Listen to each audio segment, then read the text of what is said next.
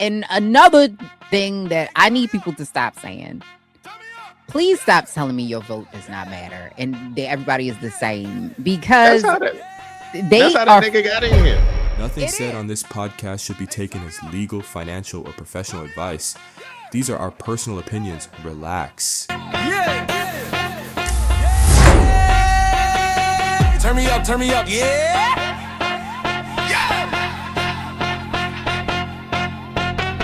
Lace Winnie in the building, keep it real dope. Royce on the mic, talk spicy, no choke. Politics, petty pop, culture, heat. Come around. You have come to yet another episode of the Sidebar Podcast, the podcast where we have side conversations on side conversations about side conversations, because that's what we do over here. And I am one of your hosts, Leise Winnie. And I am joined by Mr. Royce by way of Georgia. With Mr. Royce. He really Hawaiian for real. He don't want to be saying it, but he really Hawaiian for real. He not Samoan. Just Hawaiian. He just Hawaiian. He don't be claiming it. I don't know why you don't be claiming it. I'm not a small talker, so a lot of people like to have small talk once they hear that you were born in Hawaii?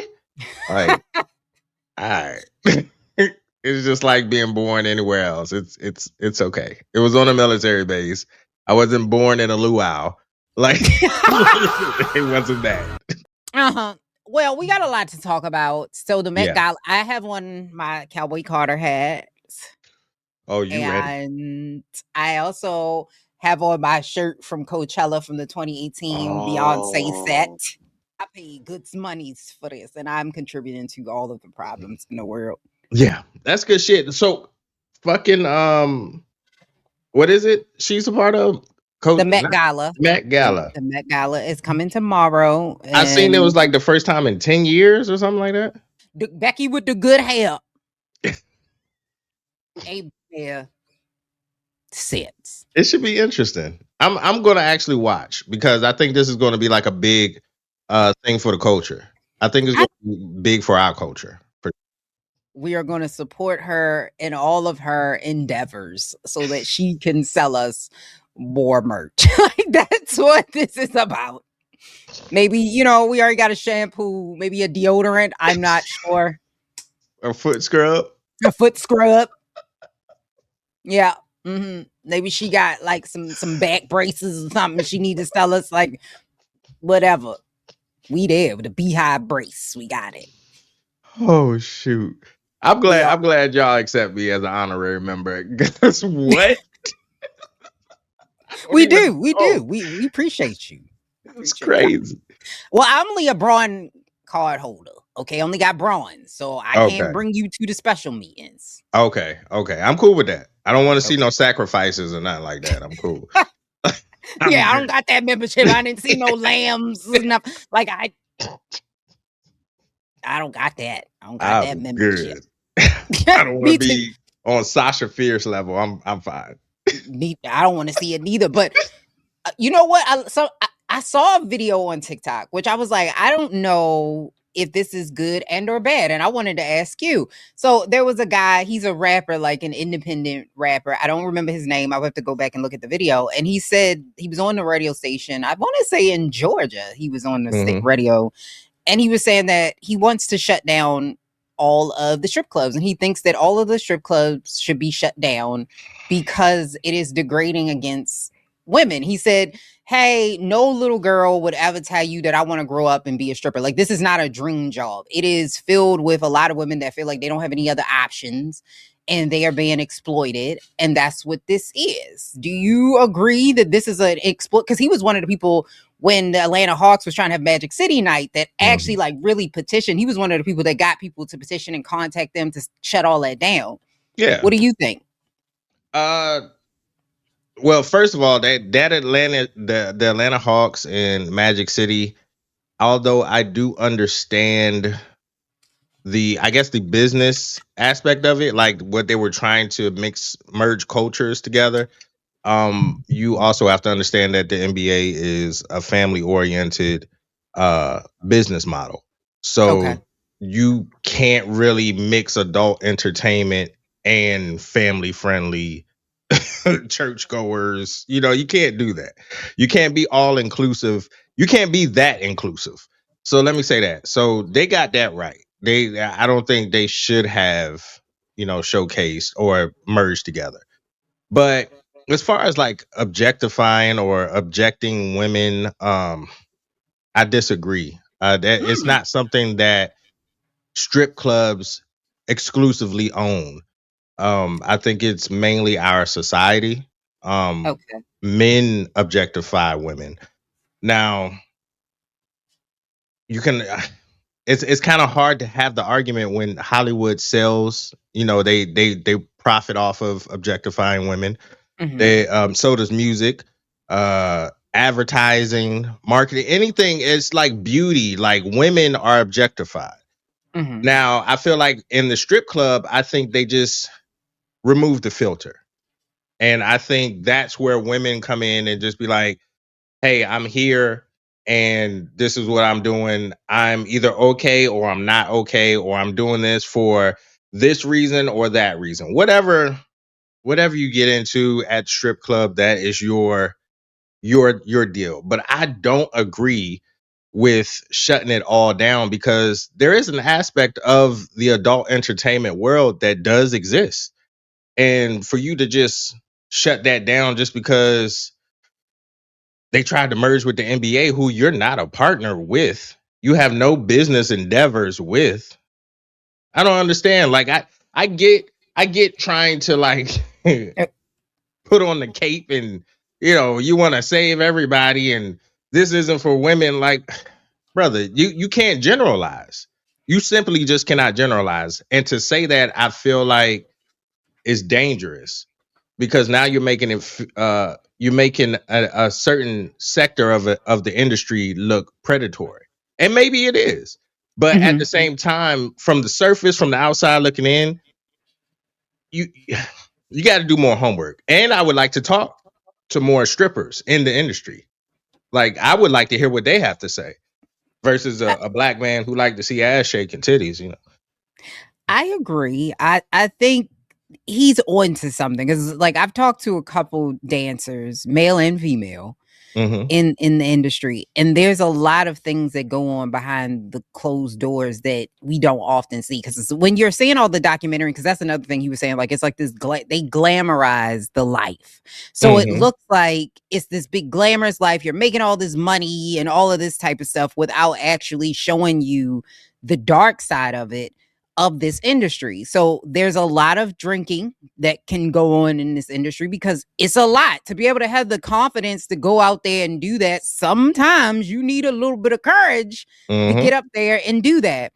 And in a way, I think he's right. Are there some women that go into this industry because they feel like they don't have any other opportunities or options? Sure. I Yeah. think that there is a level, like you said, of predatory in the sex industry. There is a level of predatory nature that goes along with it. When you have Mm-hmm. an industry like this, where you have such a fine line in between what I want to do and what I'm told to do, is the same thing in the porn industry. I've talked to a couple of those people. Same thing happens there. But is the solution to shut it all down? Because you do take away from women or people that want to express themselves in that way. You are now dictating how they can explore and show their own bodies.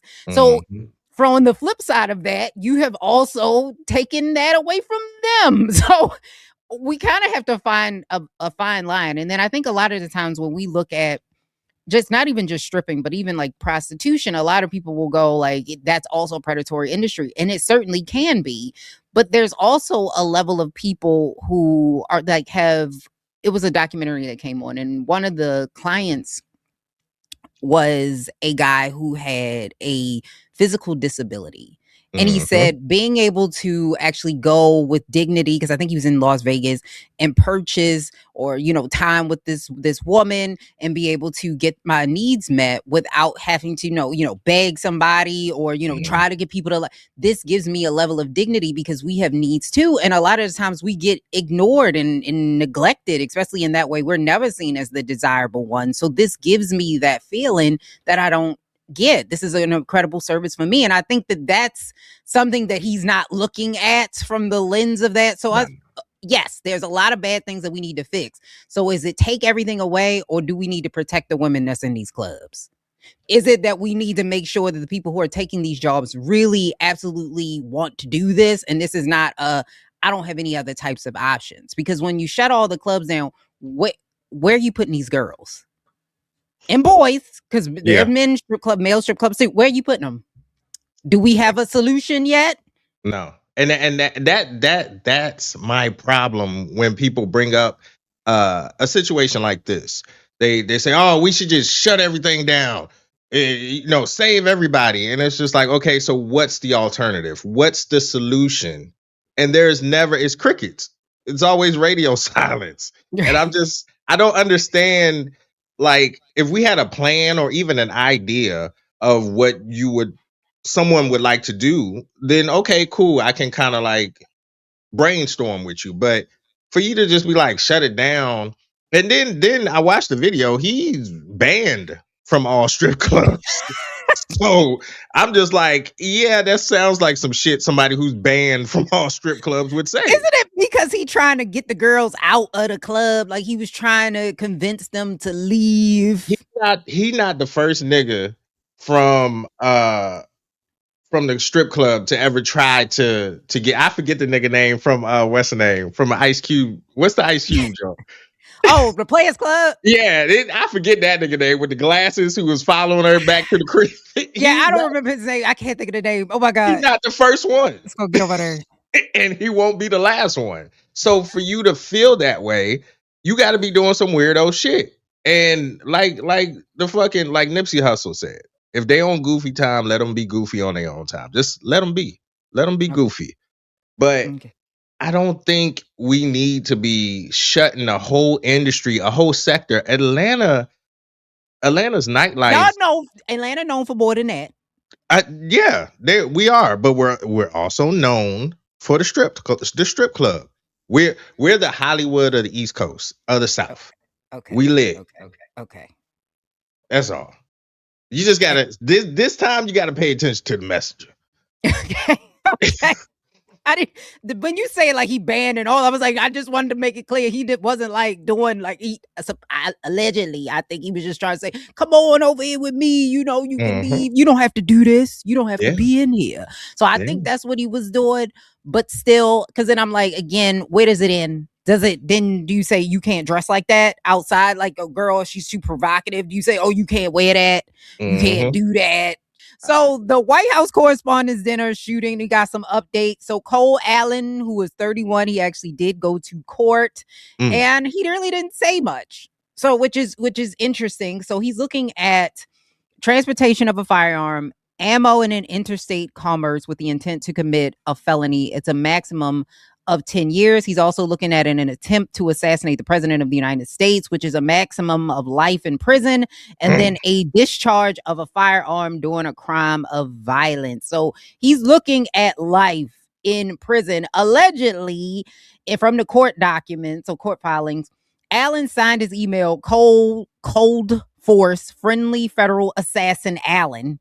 Supposedly, he has scheduled to send this email as he launched the attack, but magically it didn't happen. I don't know. Then they said he booked the hotel room, 10th floor, Washington Hilton, for 19 days. So they said that it was premeditated. This all sounds so fake. Allegedly. The hotel surveillance shows him leaving his room dressed in all black with weapons strapped to his body. He walked into an interior stairwell to bypass monitored areas of the hotel. The video that they released by the U.S. Attorney Janine Pirro, who alleged, I don't know, she always be slurring. I don't know if they passing around. I feel like it's too many drinks to be in. How many drinks in it can you get with me? Like too many of them in the Trump administration. Too many. Shot o'clock. Yeah. Shot. Everybody. Like, I feel like it's a lot going on in that administration, allegedly. But clearly she's saying that Allen, it shows on this surveillance that is so grainy that she's saying that it shows Allen raising his shotgun to fire at the Secret Service.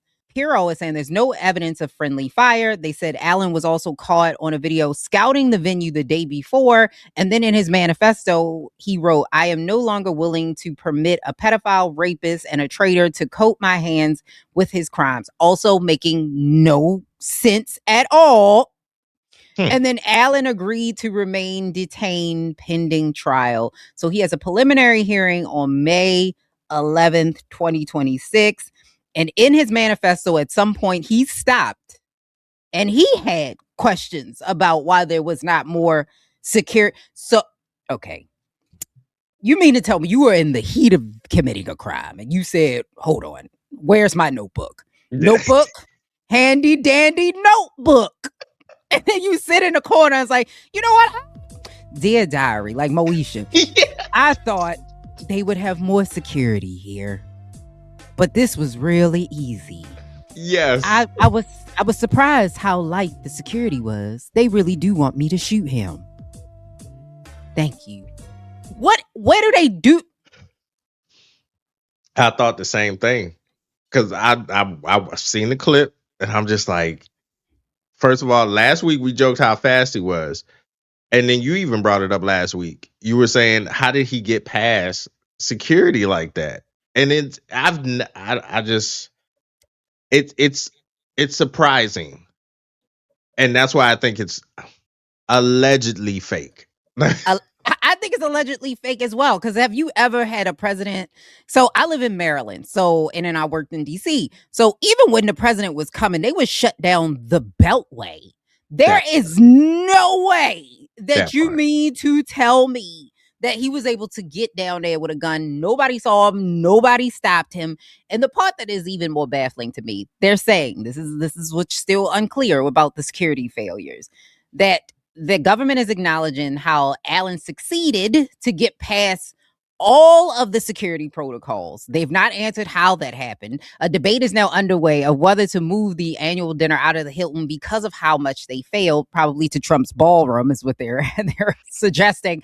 And then now, even though the U.S. Attorney General, Jeanine Pirro, is saying that there is no evidence that friendly fire shot the officer. However, they're saying it's still unclear. Was the officer shot by Allen's gun or by a fellow officer who returned fire, according to Acting Attorney General Todd Blanche, which on Monday, he just said that. He said they could not confirm this on record. How? The fuck? What do you mean? All you gotta do is test their fingers. What are you talking about? See, that's that bullshit. That's that bullshit. All you got to do is test their fingers for gun residue. That's it. End of story.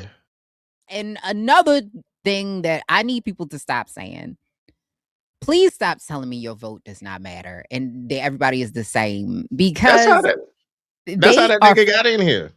It is. And they are now taking away the Voting Rights Act, which was like the landmark of the whole civil rights movement of the 1960s, which has completely pretty much been rolled back. So the Supreme Court on the 29th actually made the ruling. It was a 6-3 ruling. Of course, all the conservatives voted to pretty much gut the Voting Rights Act, the Section 2 of the Voting Rights Act. So they effectively gutted it. The provision that allowed voters of color to sue over redistricting plans that dilute minority political power.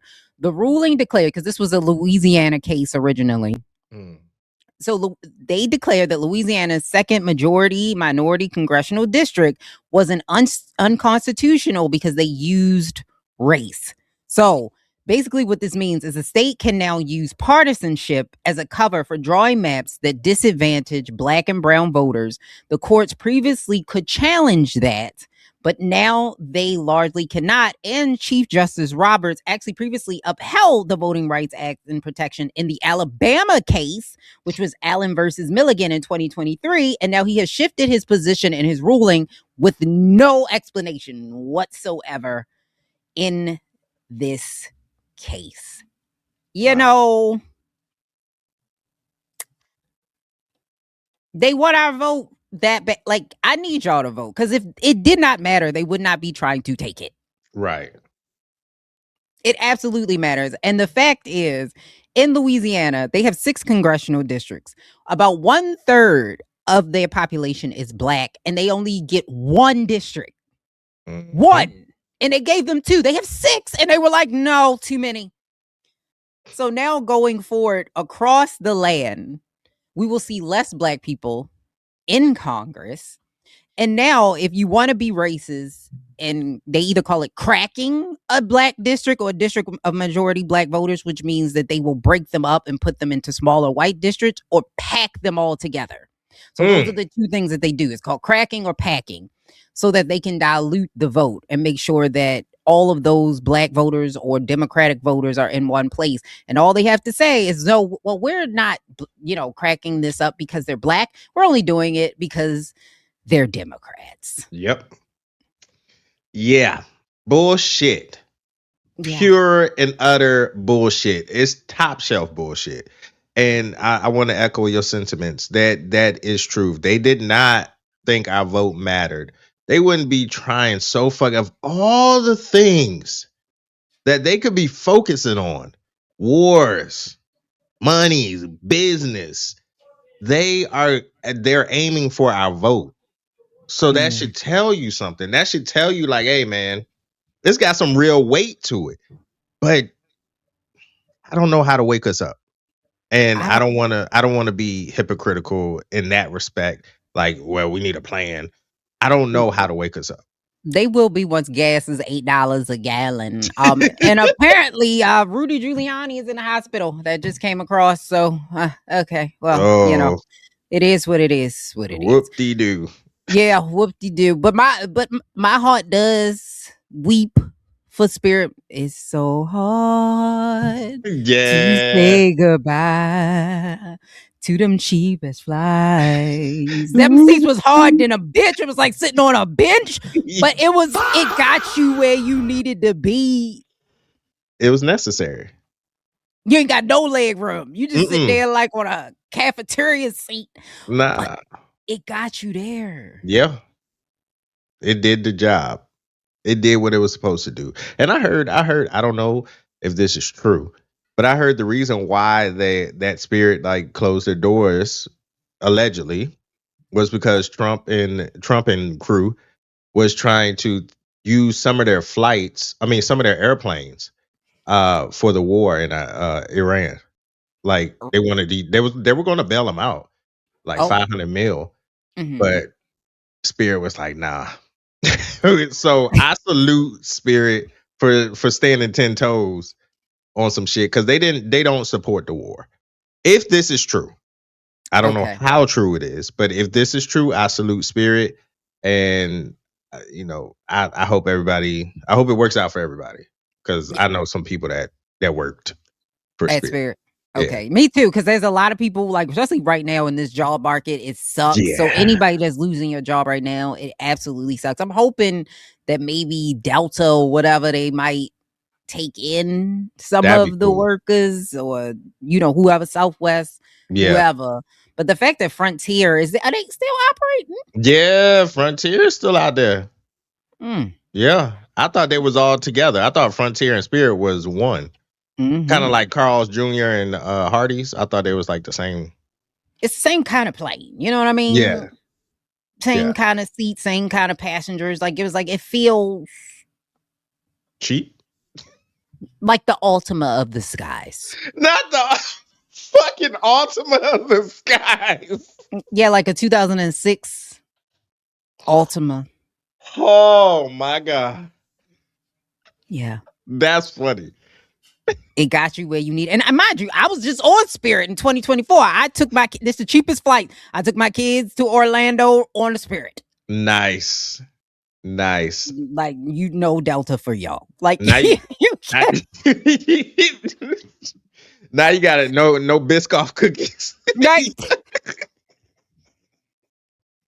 Yeah, that was the only thing they had. Because, like, when I tell you, when I got on there, because I'm not an expensive flyer. I'm not Royce. I'm not flying to Dubai in style.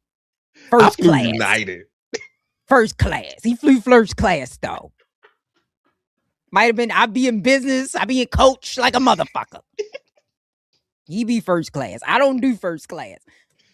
But when I first got on there, mind you, I mostly fly like if I'm gonna fly, it's Southwest, which is a cheap plane too. But now when I got in that plane, I said, now Spirit. This feels like a bus.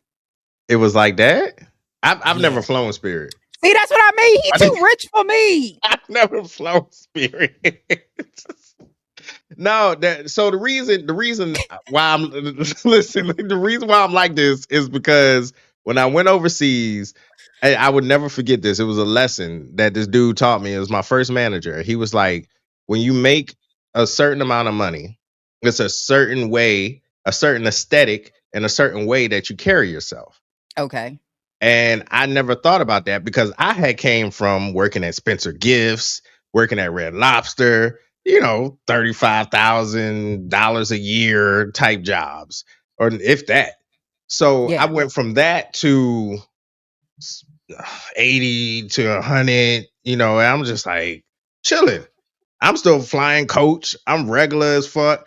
But he was like, no, you got to carry yourself in order for you to get in these different rooms. And I was like, oh. So it always stuck with me. So even in my mediocre, melancholy, regular life, I fuck with Delta. Like, I want the top shelf of the medium. I told you.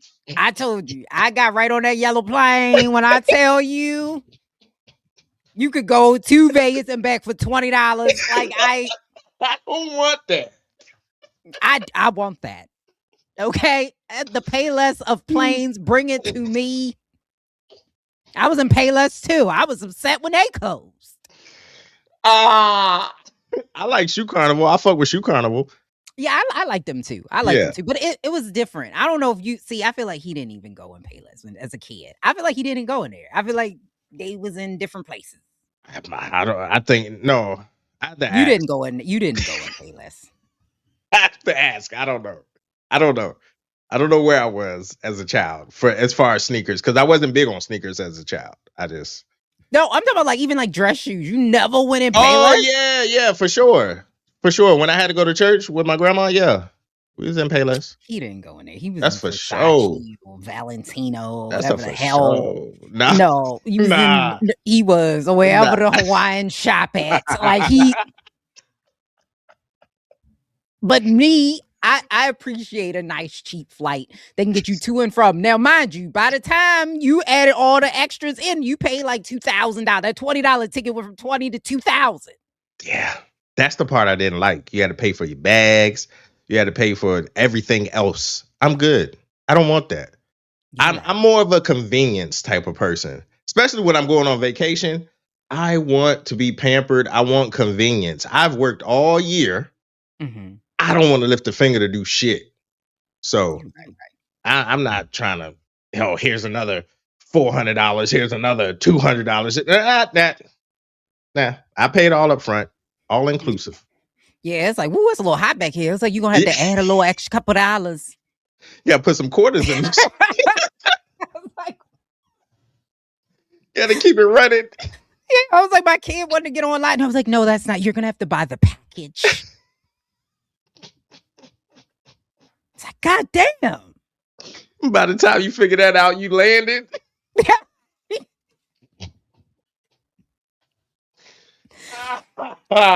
Yeah, never. We never get a chance to have those memories again. Yeah, so, it's a good time. R.I.P. Spirit. Yeah, R.I.P. It is now Spirit is now a spirit. R.I.P. R.I.P. Very true. Sidebar, why was the plane called Spirit? Because now that I think about it, we was flying on a plane called Spirit. But it was cheap. I didn't want to be no Spirit or near Spirit when you in the air. Like, I guess it was the spirit of flying. I guess that's what they were trying to do. I don't know. That's too much like goes like yeah. And they came out of nowhere because they were like a recent airline. They were. I don't know where they got. struggling for a minute too. Like Yeah. they lost like $2.5 billion during COVID. Yeah, makes sense. Makes sense. I don't know where they got them planes from because Boeing, they keep a Boeing around for like 30, 40 years before they switch them shits out. I heard some stuff that really concerned me, but I'm gonna leave it be. I'm gonna leave it alone. I'm gonna leave it alone. I'm gonna leave it alone because one of them engineer, like they was saying something about like sometimes if the plane crash, they can keep the plane and they reuse. Yeah, refurbish it. Nope. I said, and I'm like, I wonder who got them plane. Never mind. We're gonna leave it be. We're gonna leave that be. RIP to them cheap ass flights. But now that we have gone full around the circle, we are gonna talk about. We're going to talk about Ray J real quick. And it's going to kind of go into a segue of a conversation. Do you want to talk about yours first and then segue into Ray J? Or do you want to talk about Ray J first and then segue? We can kind of go into, because it's quick. It's just a quick little, it's a question. Because I've seen it on Instagram and I've thought this a lot. But I don't know, what is it about women? Whenever they get heated, whenever they get pissed off, whenever they get mad or whatever, why is the default insult is nigga you gay? Like when you actually break it down, like black women hang out with gay men, black gay men 24/7, 365. They vouch for them, they love them. They do their lashes, they do their makeup. It's like let's flip it. Let's say you had a white friend that you was kicking with 24/7 and you're black. And the white friend is like, just calls you a nigga out of nowhere. Like, nigga, you trash. And it's just like, wait a minute, you kick it with me. Like 24/7. Like, what do you? So I'm just trying to understand, why is that the insult? Why is that the default trigger? Because it's kind of like homophobia. Like when black women are homophobic, low key. That they use that term. I'm not generalizing all black women. Oh no, I know what you mean, because I don't do that, so I don't feel any kind of way about it. Yeah, but I think it's a couple things. For one, if you do have a black woman that is using that term as an insult, it is homophobia. That's what that is, because in and of itself, it's not even just homophobia, which I think in the black community in general, I'm not going to say in white spaces they're not homophobic, because they are as well. But I feel like because black people tend to be a lot more conservative and a lot more religious in our upbringing, I think we are less likely to accept people being gay. Like it is like we were just talking about Kev on stage last week. It was like anything but that, right? Yeah. So I've seen videos of mothers asking their sons if they were gay because they like dolls or they like dancing or whatever, or whatever the case may be. Wow. And so I think that this comes from, like I said, two things. It is definitely homophobia, but the reason why it's an insult, because calling a man gay shouldn't like make you upset, because it was like, hey, it's not really an insult. I'm not gay, but it is what it is. Like, but because the man would also feel that he is being attacked because he is also homophobic, it hits harder, because you're saying that I'm weak. I am the worst thing that in the black community you could call me, which is gay. Don't care if you call me a murderer. I don't care if you call me a liar. I don't care if you call me a cheater. That's not going to hit the same. But gay, because our community shuns you for that, that hits the most. And so when people are arguing, they're looking for ways to hit you the hardest, and they're looking for the thing that's going to hit you the most. Whatever the worst thing you can think of in your mind is, because it's different for everybody. Yeah. That's the thing that the person that, if they really trying to hurt you, you shouldn't be with somebody like that, by the way. Yeah. that's a red flag. But if you are, that's what they're looking for. They're trying to hit you with that because they're trying to hurt you. And I think sometimes, because women know physically they can't beat a man, they will try to find an emotional way to hit him back just as hard, because it's like, I can't get you any other way. Yeah. Yeah. And I think that's what that is, of why women use that term. But I think in general, we need to look at it, because it's like when we were kids and growing up, everything was gay. Like, oh, that's gay. Yeah. Remember they was like, that's gay, like all of that. That was, it was just a term everybody used the shit. Yeah, everybody And did. it was in a fucking derogatory manner. Yeah. So it's not even just like one lane. We all was doing that shit. And that's why, and then a lot of people also always want to know, and we will stereotype somebody about being gay based on their demeanor, things they say, because this kind of brings full circle back around to Cam Newton and Ray J. So neither one of these people are women. And in this conversation, Cam Newton asked Ray J, which I'm like, why the fuck do you care? But he asked Ray J, are you gay? Now, the concerning part where I was like, let's just unplug the microphones, because at what point, I don't even know what roundabout bestiality conversation we went down. You ever just put the peanut butter and in your butt crack and have the dog? Who do that? Why would that be the excuse? The explanation, because he was like, just answer yes or no before you go and you explain it. And then he just went around this roundabout and you put the peanut butter on your toes. That shit. No, nigga, nobody does that. Where do they do that at? Nowhere. You do that. I said you do that. That shit was egregious as fuck. I couldn't believe it. But he's such a big troll, man. Like, Ray J, I don't take anything he says seriously. As soon as I heard that, I turned the shit off. I didn't finish it. I said, yo, no. I'm not one of them people that's just like, yeah, I love a good troll. I don't.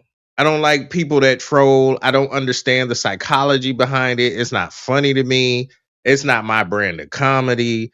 I feel like trolling is a form of, it's like reverse projecting. It's like you're trying to say the thing out loud without actually saying it until somebody accepts it. So if somebody accepts it, it's like, but as soon as somebody gives you some pushback, you're like, nah, I'm trolling, man. I'm fucking around. What you talking about? So I don't fuck with trolling.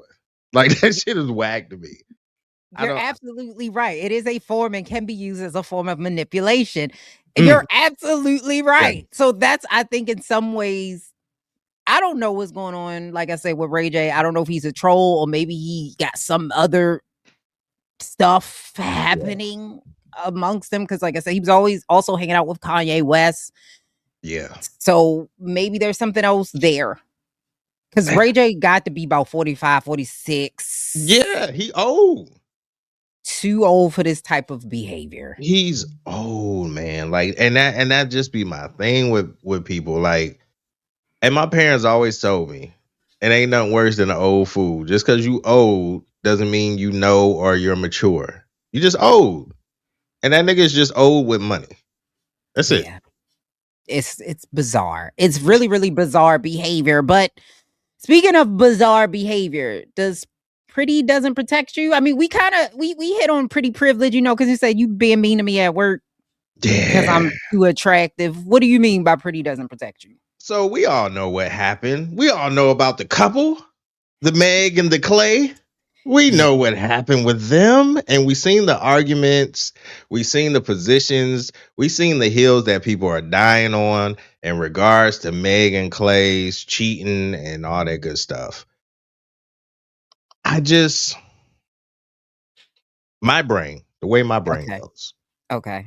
I'm looking at the conversations that are being had. I'm looking at the people that are defending and taking sides and picking which one is right and which one is wrong. And I'm just like, the bigger conversation is pretty doesn't protect you.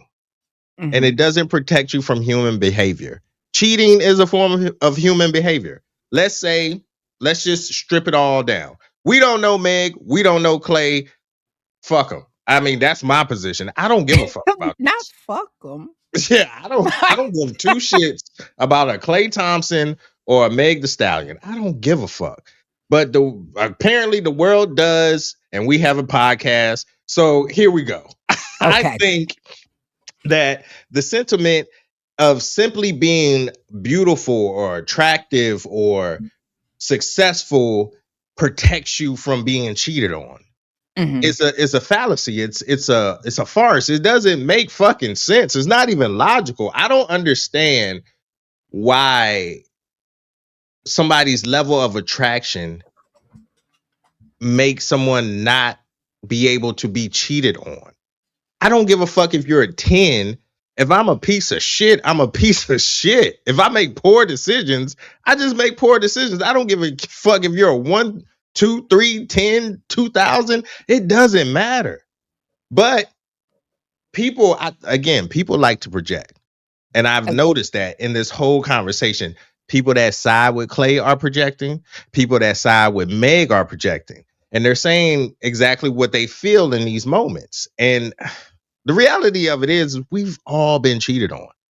Yeah. Every single one of us has been cheated on in some shape, form, or fashion, whether it's physical, emotional, whatever the fuck you, financially, whatever the fuck.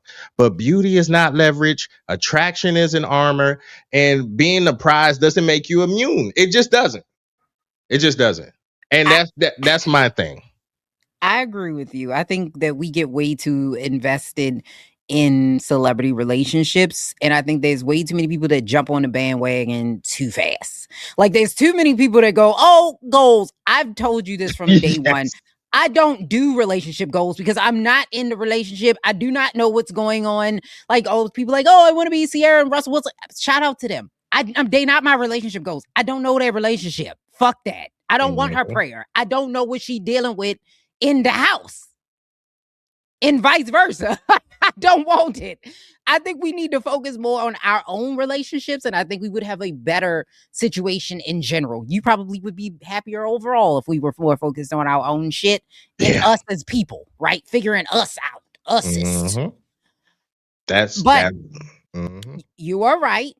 Beauty does not stop from being cheated on, because a lot of people think if you're attractive, like, people cheat because they are not attracted to their partner or something is wrong with their partner, which that is not what happens. If this is in fact what happened, first of all, Stephen A, shut the fuck up. You shouldn't be talking about this. This don't have nothing to do with you. I'm sorry, sidebar. You know I got my beef with him. You just called her straight. I'm sorry. He sometimes it just make my eyes twitch. But in this situation, if it happened the way that it did, it allegedly Clay stepped out on Megan. Yeah. Cheating has nothing to do with the partner. It has to do with the person that's doing the cheating. So It does not matter how attractive you are. If that person is feeling insecure about themselves or they are incredibly immature, that you being attractive and being a great partner and you cooking for the family, she was making biscuits and shit, like none of it's gonna matter. You could have been his dream girl and it still would not have been enough, because it's not you that is the problem. It is him. When people cheat, it is not about you. It is about the person that's doing the cheating, or her, whoever's cheating. It is about them. And I think that we need to stop like externalizing it. Halle Berry's been cheated on. Beyonce's been cheated on. Heidi Klum, every beautiful woman you can think of has been cheated on. And maybe might even be by an ugly motherfucker. Like, yeah. It just is what it is. It's status doesn't fucking matter. And that's what I keep saying. I've said this before. It doesn't matter how much money you make. You can be lame and broke. You can be lame with money.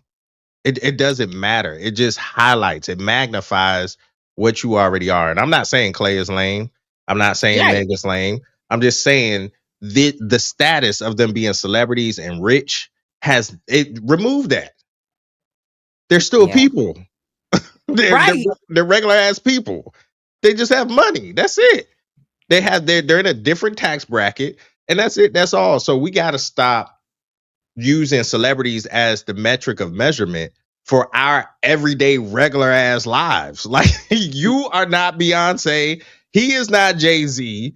You're an RN and he's a fucking whatever. You know what I'm saying? He got a lawn mowing service. Like, what the fuck are you talking about, a power couple? Like, shut the fuck up.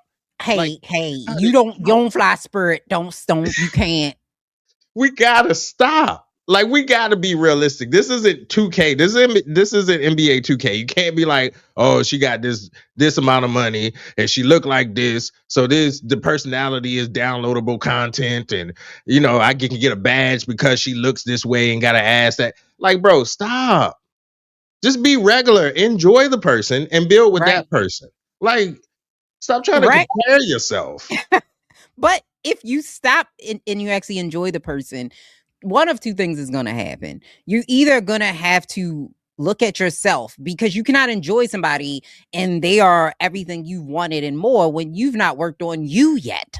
Like, if you've not figured you, like, you don't have, like, we've talked about this, and you don't have a personality. You one of them brunch niggas. Like, you just go to brunch. You don't have shit to talk about, but, eggs, because, sometimes I like sunny side up, and, they be having they have mimosas over there. Bottomless. Hell yeah. See? So y'all just make sure cheating is not about you. It is about the person that's doing the cheating. And yes, he is right. Royce is right. Celebrities are just people, just rich people. That's it. That's all. It's nothing special. It's really nothing special. I mean, Clay is special. Meg is special too. I'm not going to deny it. Yeah, they're both special. Yeah. Yeah. But it's nothing special about them that makes that if you were to be in a relationship, it trumps yours. Put it like that. But you know what I think we don't check, and this is another thing that I think with celebrities, we oftentimes, as I'm sitting here in another woman's shirt with her name on it, deify celebrities. And my question is, as a person who grew up as a Michael Jackson fan, so even as a little girl, like 5 years old, I was the biggest Michael Jackson fan when I was a little kid. Yeah. I loved his music. I don't know. Michael Jackson just had that appeal to you. He did. He was otherworldly. And I don't know if we're giving him too much grace, because Michael Jackson has had so many films. The reason why I did not go to watch this film in the movie is because I feel like I can wait for it to come out. I think we've got the gist of his life. There's been so many books. There's been so many films. There've been so many shows. I don't think this film, because I know Janet Jackson said she didn't want to be mentioned, so she wasn't mentioned in this film at all, allegedly. And Diana Ross, who's a huge part of his story, also said she didn't want to be mentioned, so she was not mentioned in this story at all. Like, they did not exist. And I don't want a story or a book that's not going to tell the real story. Let's not do that. We have a lot of other people. Luther, I don't think, has had a movie. Right. I would love to get a Luther movie. Like, there's a lot of people that can get a movie that we've not heard about. Yeah. Rick James. Yeah. Like, it's so many people. Mm-hmm. No more Whitney. Yeah. No more Michael. Yeah. I think we got it. They're still amazing people. Again, you will never replace them in the music industry, but we got it. But are we giving Michael Jackson do we extend him too much grace?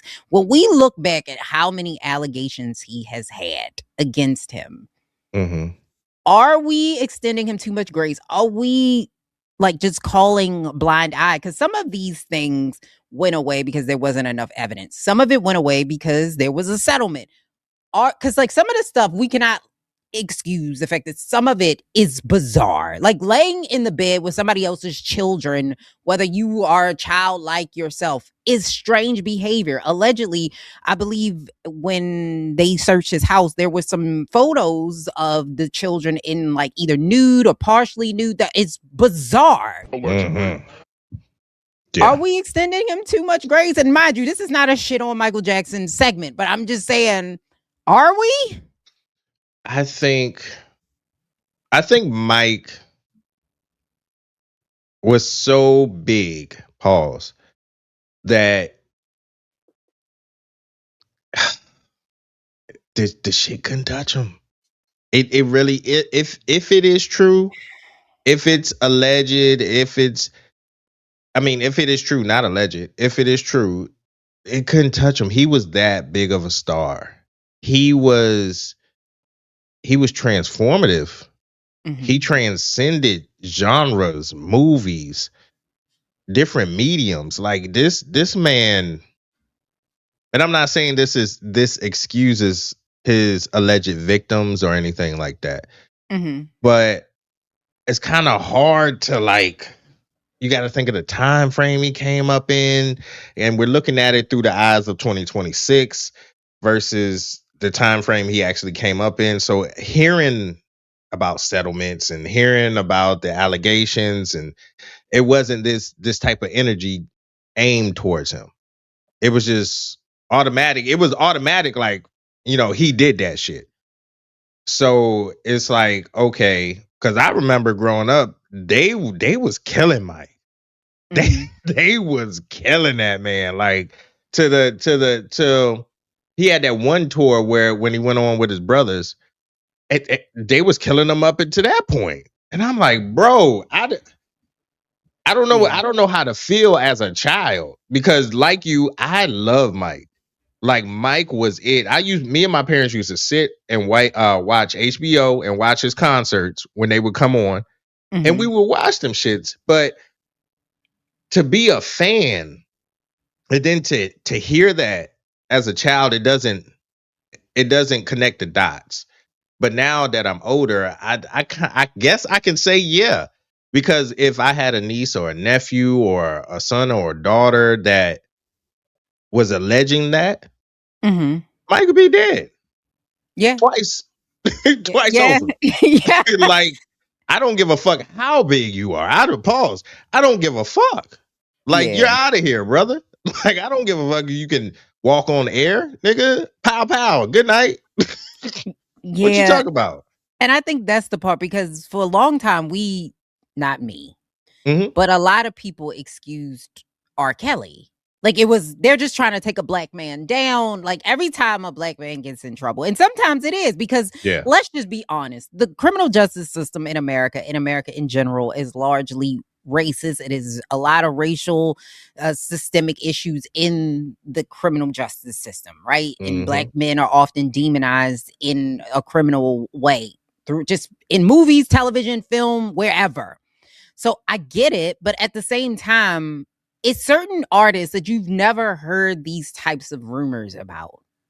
But then there's certain artists where you keep hearing about them. So is it possible that one person came out, made this, and then somebody else said, hey, because he settled in 94 or 5 for $30 million, which is not an admission of guilt. Right. And he later said he regretted settling. However, that's a lot of money, right?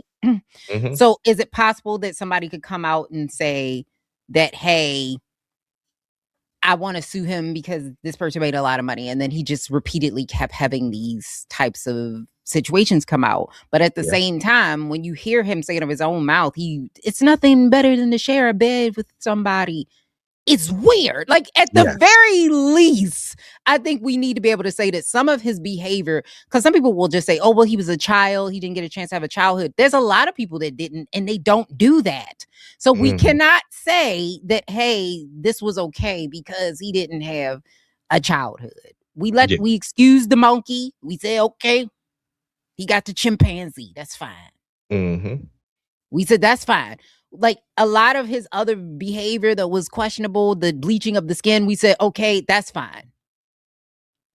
There was an excuse for that. Yeah. Like I said, still Mike, big music, still on my playlist. Yeah. But my question is that, are we just ignoring this because we do not want to deal with what it means to have to rectify whether you still support him and his music? Because of the allegations. That's kind of the thing for me. Personally, again, I don't care about your personal life. I just want the music. I was never one to be like, oh yeah, get rid of all this shit. Like, no, I'm still listening to R. Kelly. I don't give a fuck. It's good shit. I'm not going to sit up there and be like, he's out of here. He wrote a lot of music that I like from other artists. What the fuck am I supposed to do? Just turn it all off? Just stop listening to All About the Benjamins? Like, no, it was a time. It's a part of my life. Remember the Time was a part of my life. I remember waking up Saturday morning, seeing that video on MTV. Like, I'm not finna. Come on, man. But he's still a piece of shit. Diddy's still a piece of shit. R. Kelly's still a piece of shit. Bill Cosby's still a piece of shit. But that's their personal life. I'm not worried. I'm here for the art. I don't all that other stuff. I mean, it's fucked up. Mhm. It's messed up. But come on, man. I'm not. Why? I think that's a conversation. We got to have that conversation. I don't know when, like, disconnect the art, because I think there is an argument to be made. Because yes, that is not who they are. Especially when you look at somebody like Bill Cosby. Bill, like Huxtable and Cosby are two different people, right? Right. He made amazing shows. A Different World, which now has a spinoff. A Different World had such an impact on Black people, in like particularly, and going to college. However, if you support, like, even Diddy and listen to his music, Diddy gets paid off of that. So you're still by proxy supporting a man, and he's financially benefiting off of hurting people. Whereas R. Kelly's whole catalog is him especially the beginning, is talking about how much he wanted to engage with minors. I'm a big Aaliyah fan. Aaliyah was my favorite singer, even more over Beyonce. My favorite singer, if you ask me, is Aaliyah, and always has been. Wow. That's Yeah, the because first. I like Aaliyah first. If you listen to Millennials and I've said it 1,000 times, because Aaliyah was first for me. Yes. I wanted, like, Mom, do my hair like Aaliyah. Like, Aaliyah was first, right? I salute you. That's dope. Yeah, but I cannot listen to her first album because it's weird to me. Really? It's weird to me to know that she was married to R. Kelly. Yeah, It's a weird album, even though I like her better with Timbaland in them anyway. Like, once One in a Million, I was like, yeah, this is it. Yeah, that shit hit. Back, a little louder. Back, forth. Like, I like it. Yeah. I remember dancing at the lock-ins to that shit. I remember that shit. Shit hard. I want to get to your next segment because I think this is a heavy one. So people are not healed; they're just well managed. What are we talking about here? So it kind of ties into the cheating and all that good stuff. A lot of people, like I said, in that conversation, a lot of people are just well managed. They're curating the closeness in their relationships. They don't want to be vulnerable, but they crave the intimacy. They don't actually, they want somebody, but then they don't want that person like close to them. They want to be in a relationship, but not really like check up on you and call you and shit like that. Like, they don't want to build that rapport with you for real. It's more of an optic. And I'm learning that a lot of people just like the benefit, but don't want the exposure. It's like I want money, but I don't want to go to work. Like, it's one of them deals. So it's kind of like, I wish, my PSA to people is that I wish that in general, just put in the work, because you get in what you put in. You get out what you put in. So if you put in some bullshit, that's what you're gonna get out of it. So if you're looking for that deep connection, if you're yearning for that deep connection with somebody, and they're not able to meet you there mutually, then what's the point? All you're doing is you're building proximity, not a connection. And I just wish people would understand that, especially when it comes to cheating. Like, because a lot of women, I hate to say it, but a lot of women actually stay after cheating. And it's hard. I think it's one of the hardest things. And I know it's men that's out there that go through it silently as well. Like, women, they get cheated on. Oh yeah, it happened. But, and I just wish, like, women would just, people would just put themselves first and think about, like, exactly what they're putting themselves into again. Because it's hard to, it's like, I deem it to, like, you know how you pull out a fresh loose leaf of paper and it's all crisp, and then you ball it up and then you just try to iron it out again. It's not the same. I agree. It's not the same. I'm not saying it can't be done, I'm just saying it's not the same. You're gonna have to pull out another loose leaf. You can't use that one. So to me, it's just, I don't know, man. I just wish people would have more honesty. I agree. I think more people need honesty. And if more people were honest, less cheating would happen, to be honest with you. I think more people should, if you want an open relationship, just ask for that. Like if the person don't want it, go find somebody to do. Yes. Honestly. But I think at the same time, I'm not telling you to leave the situation if somebody cheated on you. No. Like we said, this jokes. We comedians, haha, funny. What I will say is that it is hard once you rock a foundation of trust. It is not impossible, like you said, to rebuild it, but it is very, very hard. Once you have rocked your foundation, it is almost impossible to build somebody's trust back, especially depending on how this happened, how it unfolded, who you cheated on them with, how long it happened. All of these things matter in context of what happened in the relationship and what type of relationship you had. So you need to know that if you are going to stay, right, in this relationship, it's going to be hard for you and for them. Because after you've been cheated on, you are going to want to be affirmed, right? Mm-hmm. You're going to want to know, where are you at? Who are you with?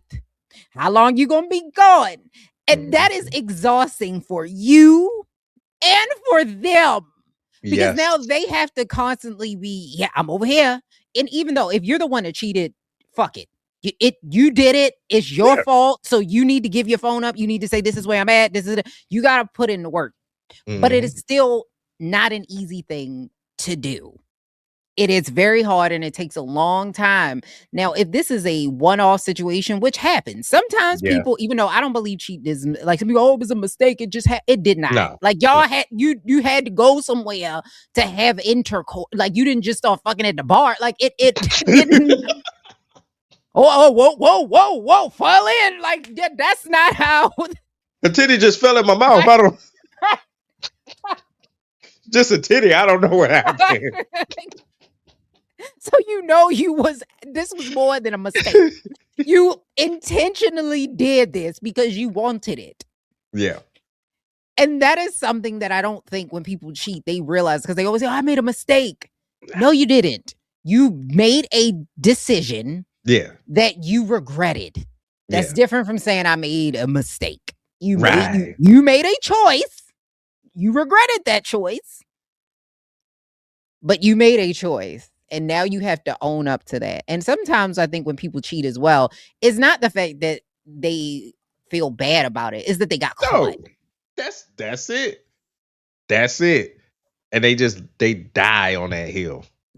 They die. I remember back when I was dating, these hoes would die on that hill. I didn't. Oh my God, I'm so sorry.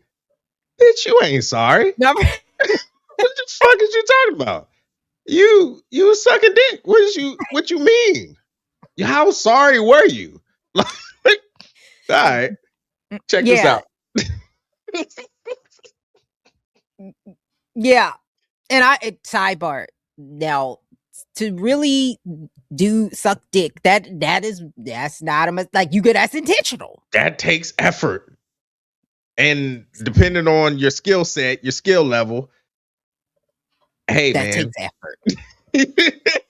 That takes intentionality. Yes. You like this nigga. And vice versa. My chest. That's what I'm saying. And vice versa, for a man to go the everybody's body chemistry is different, and the effort. Yeah, it's true. And you put me at risk. So as a person who's been on the other side, like you are putting me at risk without my consent. Right. That's the part. And it doesn't get spoken about. That's the part. I don't fuck with that shit. Yes, no, too many. Mom. Too many. Because now there's a new STI that's going around that's supposed to give you like rashes all over your body. Yeah, I seen that shit. I was like, nigga, what the fuck? Like, God just out here making new STDs? Like, What is happening?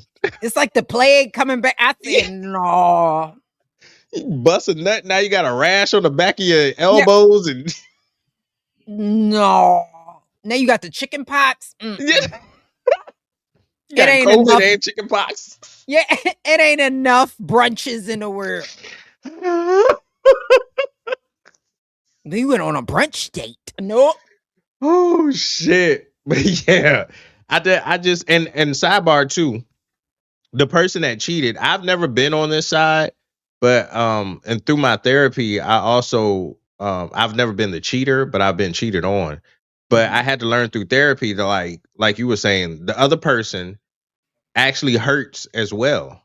Because sometimes it could be a one-off and they actually care about you and they made a bad decision or a wrong decision or whatever the case may be, but they actually grieve as well. And I thought that was surprising when I was going through therapy. I'm like, oh shit. Like I never thought about that. It's so I said that to say this. Sometimes you got to put yourself in the other person's shoes. Just to get some understanding. Not saying that it's right, not to justify it, but just understanding. That's it. Empathy. You got to have empathy for people to know, feel what they're feeling, walk in their shoes. But again, cheating, and if you're being cheated on, it is all up to you. It is your decision to make whether you stay or leave. Not theirs. Yeah.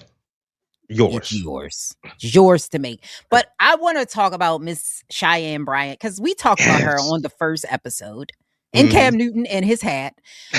And she's back around. She's on yet another very male-centered podcast, which was Joe Budden. So she went on the Joe Budden podcast, for those of you that may not have heard, and they asked her about practicing. And she admitted that she did not have a license, and she does not want a license because she says that you have to have a diagnosis, and then that comes with problems with insurance. And it's really only so that you can bill the insurance purposes. And she'd rather be self-paid because it doesn't limit her in how she can help her patients, and she can make more money. Okay, here's the problem. I said this when I first heard her speak on Club Shay Shay. I went, ain't no way. And people was like, you hate, ain't no way. Yeah. Because I was like, the way she was talking, I said, because we had her saying like, you know, you need to be more like Deion Sanders. I said, ain't no therapist on earth gonna say no shit like that. We said that right here. And when like I said, I've heard her, I think last year, I was like, no. And I looked her up. I looked her up when she started talking and I was like, oh, no. And I know somebody that's an actual therapist. And I was like, does she have a license? And they were like, no. Yeah. So I was like, why are we calling her doctor? Why are we taking her advice? And I said, this is when I got a little bit pushback when I said she's using the doctor to give her credibility in a space where she has none. Yeah. Marketing. I don't know why it took y'all so long. And now y'all say, oh, and I can't believe. Really? You didn't get that the first 5 times? Yeah. You're right. Are y'all the cat hates me niggas? Because ain't no way. Y'all, you can't be bouncing ball. Y'all, no. Turn your page, open your books, turn to page 25. Hey, teach, what page? Right. I'm like, there's no way. It's true. It's true. Listen, that's why I say I don't give people that much credit. I just don't. Because of shit like this. The masses will have you thinking you're nuts. They will have you thinking you are the one fucked up. Like, I've been said this shit. What are y'all talking about? Yeah. Like, come on. Dr. Umar, the same way. The what's that? All these relationship people are the same way. Yes. Like, what? Them coaches, you gotta watch. No knock to coaches, but every life coach or coach that I've ever seen was some of the most unethical people ever. Because one of the questions that when she was talking to Cam Newton and she was giving him all this advice, opinions, and people were agreeing. I was like, just because somebody has some good like stories or good advice doesn't necessarily mean that they are informed about what they're talking about. Because I was like, what if, and even when she was talking to Shannon Sharp, it's like, what if some of these people have mental illness? How are you addressing that? Because the way that you would talk to somebody who has bipolar disorder and has some of the same behaviors that somebody like maybe a Cam Newton has would be totally different. You cannot just tell him, hey, you need to be, it's something else going on. Right. And you're not addressing that. And you cannot address that because you cannot diagnose it. You cannot treat it. And I want y'all to know that is not how insurance works. That is not why you need a license. You need a license to not only protect her, but to protect you. Yeah. There is no accountability if she fucks some shit up for you. Because now she's going to give you advice and tell you what to do. No therapist is doing that because they don't want to be sued. Yeah. And a good therapist would not tell you what to do.